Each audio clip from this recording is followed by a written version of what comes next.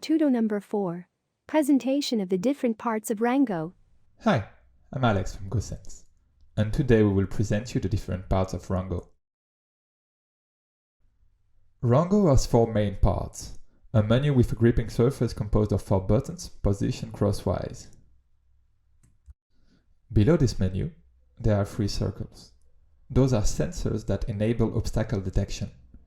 In between those sensors, there is the GoSense logo written in Braille. Below Rango, one can find a connector for a future charging base, a LED that can illuminate the cane at night, and a micro USB port in order to charge your Rango. At the back of Rango, you have this hanging ring that opens and closes with a screw to fix Rango on your cane. This tutorial is now over. See you soon!